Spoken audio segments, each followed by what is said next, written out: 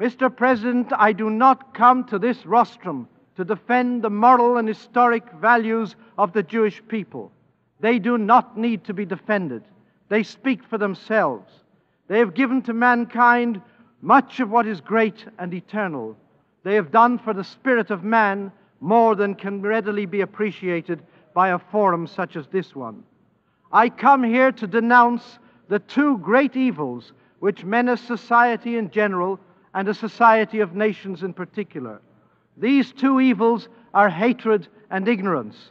These two evils are the motivating force behind the proponents of this resolution and their supporters.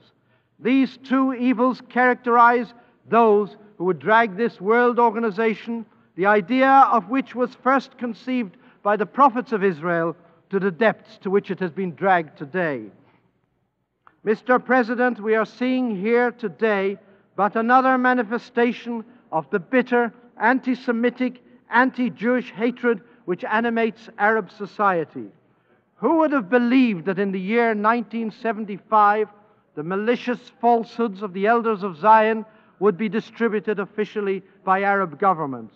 Who would have believed that we would today contemplate an Arab society which teaches the vilest anti-Jewish hate in the kindergartens?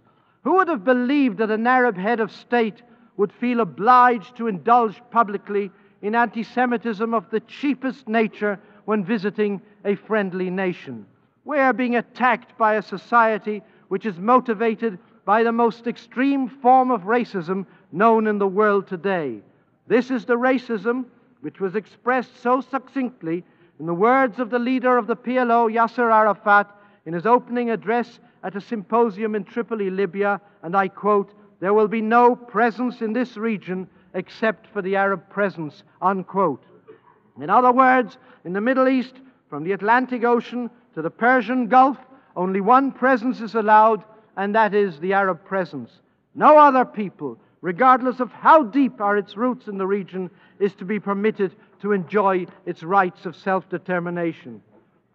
Mr. President, as I stand on this rostrum, the great moments of Jewish history come to mind as I face you, once again outnumbered and the would-be victim of hate, ignorance, and evil.